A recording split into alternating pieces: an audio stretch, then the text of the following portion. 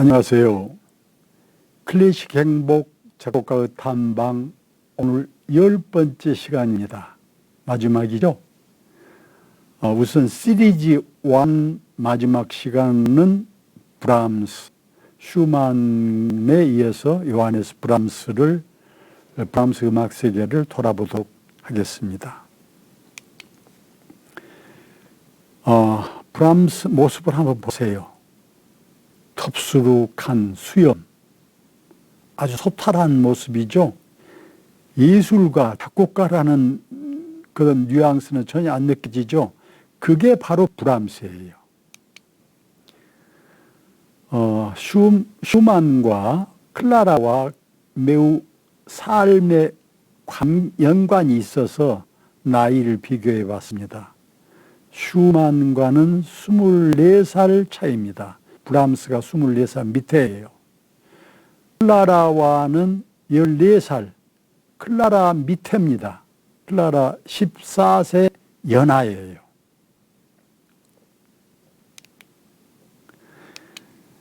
브람스 독일 함부르크 출생,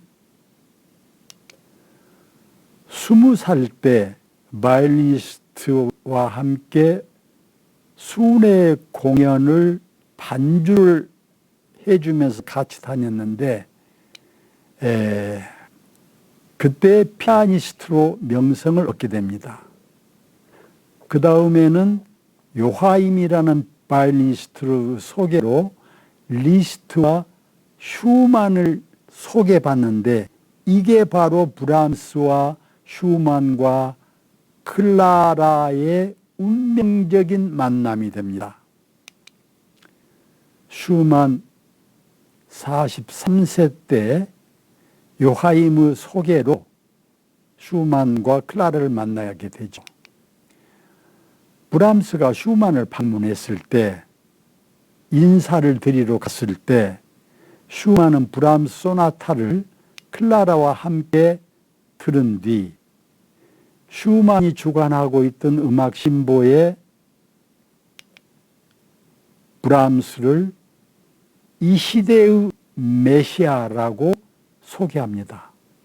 청년 브람스를 이렇게 소개할 때 얼마나 브람스로서는 영광된 순간이었겠습니까?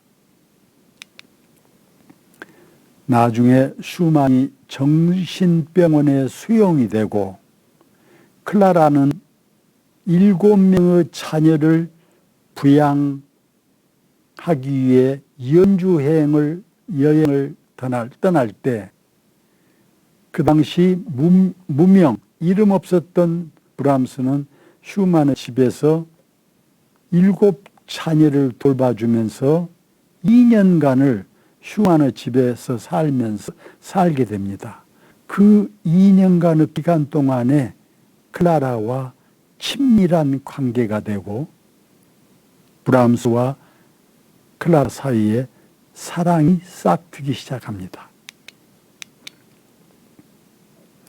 브람스가 슈만과의 의리 그리고 클라라와의 애정 사이에서 갈등을 느낍니다.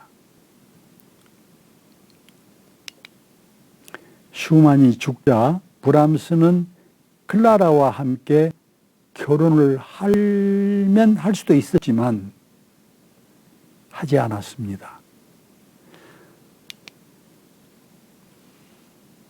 슈만과 클라라가 아니라 브람스와 클라라는 그렇게 2년간을 살면서도 그 이후로 둘이 나누었던 편지나 일기나 어떤 기록도 다 모두 없애고 남기지 않았습니다. 브람스는 클라라 슈만을 내 생에 있어서 가장 아름다운 경험이라고 말했다고 합니다. 그 후 브람스는 빈에서 35년간을 지휘자로 활동을 했고 작곡 생활하고 브레슬라우 대학에서 명예 박사학위를 받고 대학 죽전서곡을 작곡해서 보답을 합니다. 이때 유명한 이야기인데요. 음악사 중에서 가장은 아니지만 아주 중요한 대목으로 바그너와 논쟁에 휘말리게 됩니다. 이 대목에 대해서는 조금 이따 다시 또 설명을 드리겠습니다. 1896년에 클라라가 죽자 성경 구절을 가사로 한 4개의 엄숙한 노래를 브람스는 발표합니다. 그리고 브람스도 64세에 암으로 세상을 떠나게 됩니다. 또다시 우리는 지금 작곡가 음악 세계를 살펴보고 있거든요. 그 작곡가 음악 세계를 가장 함축적으로 표현하고 있는 것이 애칭이에요. 이를테면은 악성 베토벤. 베토벤은 음악으로 성인이 된 사람입니다. 악성 베토벤. 음악의 신동 모차르트. 이런 식으로 표현한다면은 브람스는 뭐라고 표현할까요? 뭐라고 브람스 음악 세계를 함축적으로 표현할까요?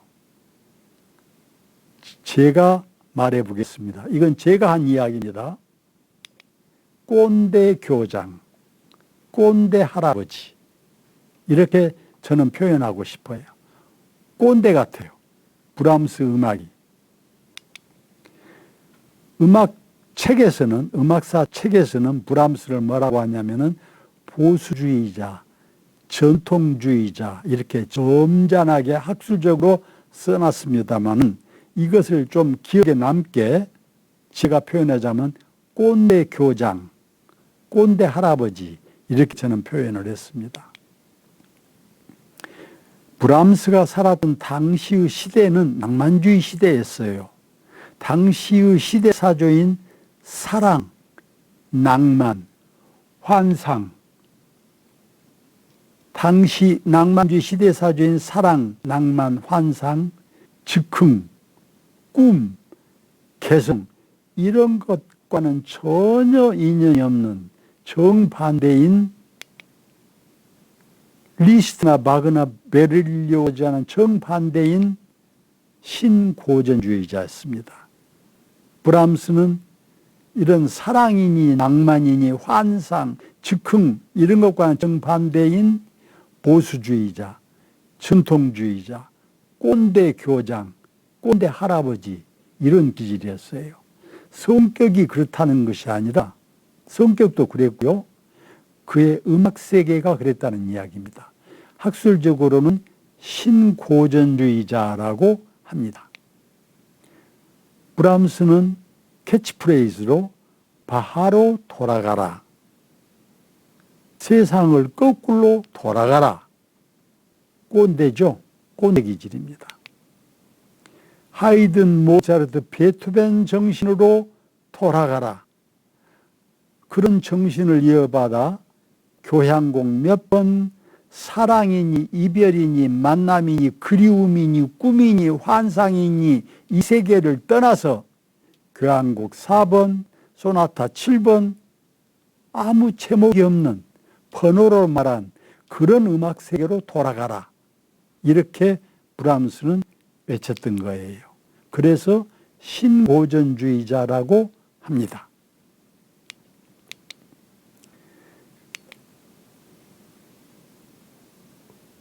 눈으로 읽어보십시오.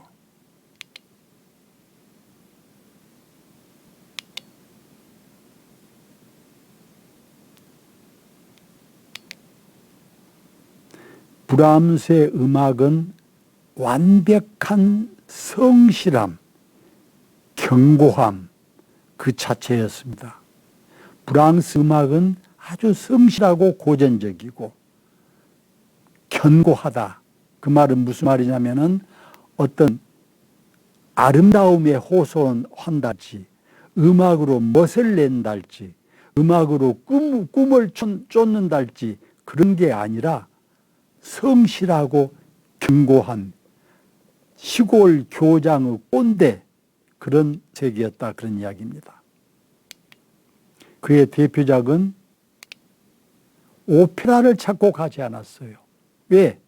꿈이니 환상이니 사랑이니 그리움이니 이런 것을 배제했기 때문에 오페라를 작곡하지 않았어요. 4개의 교향곡, 2개의 협주곡, 이런 곡들을 작곡했습니다. 이런 곡들이 브람스의 대표적인 음악이에요. 제목이 없어요. 사랑이니 이별이냐는 제목이 없어요.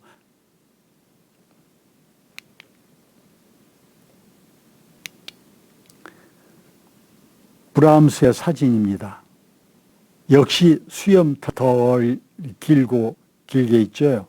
결혼을 하지 않고 혼자 살았기 때문에 방도 그냥 수수한 소탈한 방입니다. 브람스 뒤에 석고가 걸려 있죠. 누굴까요? 베토벤 석고입니다. 고전으로 돌아가라. 바하로 돌아가라. 베토벤의 정신을 이어받아라.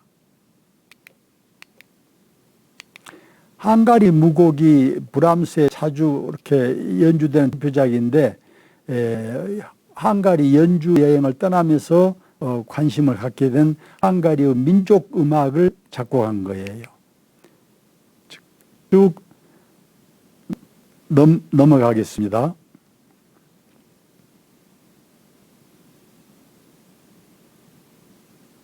이 헝가리 무곡을 들어보면 아주 느리게 연주하는 부분이 있고 빨리 아주 격정적으로 연주하는 부분이 있어요.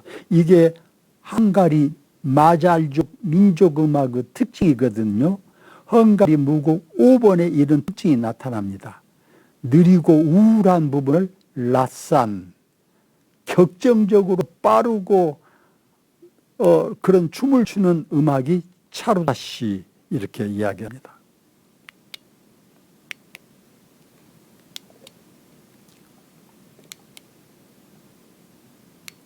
자, 넘어갑니다. 관현악곡으로 연주가 많습니다만은 이렇게 이런 대목을 유의해서 들어보시기 바랍니다.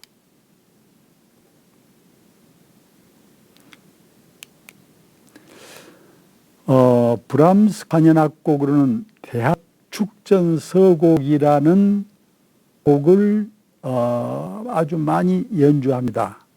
사실은 이런 음악은 브람스의 음악 사상과는 좀 거리가 있습니다만은 자기에게 명예 박사 학위를 준 브레슬라우 대학에게 탐례로 바친 곡이에요. 아주 쉽고 축제적인 성격을 갖고 있습니다. 제가 곡을 준비했는데 감상하지 않고 여러분들 가정에서 각자 들어보시도록 하고 넘어갑니다. 아까 이야기했던 브람스와 바그너의 논쟁 이야기를 했는데요. 이 대목이 아주 중요한 이야기입니다. 브람스와 바그너에 대해서 자율적 음악, 타율적 음악의 논쟁을 합니다. 자율적 음악, 타율적 음악. 자율적 음악을 브람스가 주장했어요. 한슬릭이라는 지휘자, 음악 미학자와 함께 브람스가 주장한 음악이 자율적 음악입니다. 그리고 바그너, 리스트, 베를리오즈 이런 작곡가들이 주장한 음악이 타율적 음악입니다. 그러면 자율적 음악은 뭐고 타율적 음악은 뭐냐?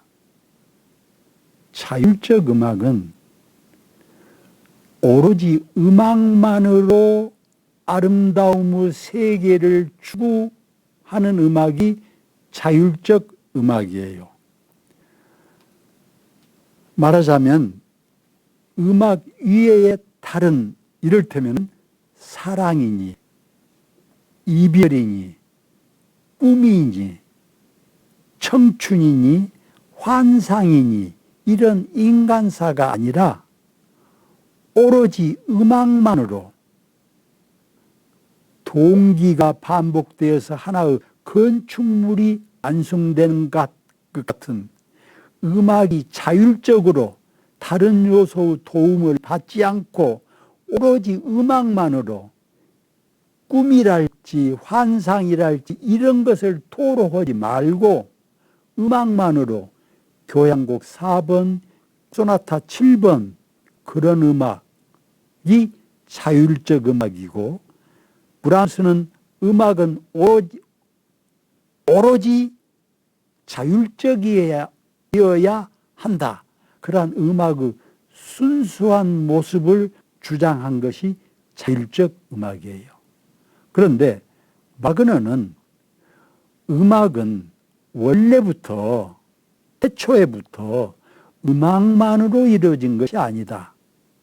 음악은 시가 먼저 있었고 시를 낭송하면서 운율이 생기고 노래가 되고 노래가 되면서 기악이 반주를 해주고 그 음악에 맞춰서 춤을 추게 되고 춤과 함께 무용이 되고 그림가 되고 이런 모든 요소들이 종합적으로 이루어질 때 아름다운 완성된 음악의 아름다움이다. 음악만이 아니라 음악 이외의 다른 요소, 즉 음악의 입장에서는 타율적입니다.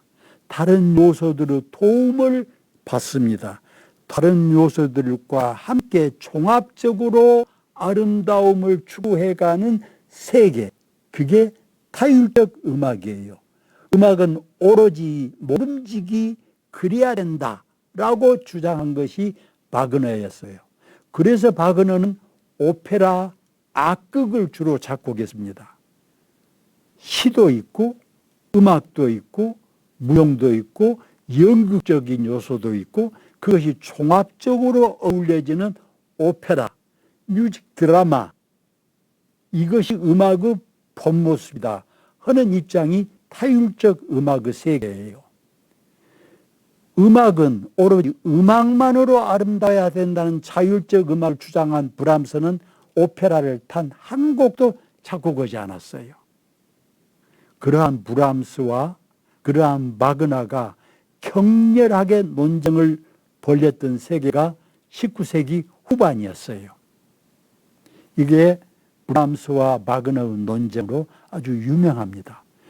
브람스 음악 세계는 그래서 음악 외에 다른 요소를 배제했기 때문에 그래서 바하로 돌아가라. 베토벤 음악 정신으로 돌아가라. 베토벤 음악 정신은 교향곡에 있었고 소나타에 있었거든요. 그래서 신고전주의자. 그런 원칙을 고수했기 때문에 제 눈에는 꼰대 같은 원칙에는 다른 것이 통하지 않는 그런 음악 세계를 주장한 브람스를 저는 꼰대라고 표현을 했던 겁니다. 브람스의 음악 세계는 가장 원칙적이고 보수적이고 가장 순수한 음악 세계를 주장했던 브람스입니다. 브람스 음악은 그런 것을 생각하면서 브람스 음악을 들어보고 브람스 음악에서 그것을 만나봐야 브람스 음악 세계를 만나보게 되는 것입니다.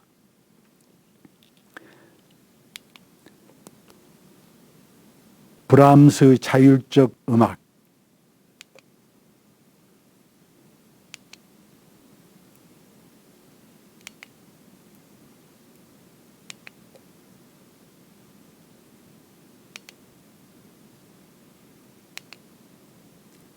이렇게 정리해 드립니다.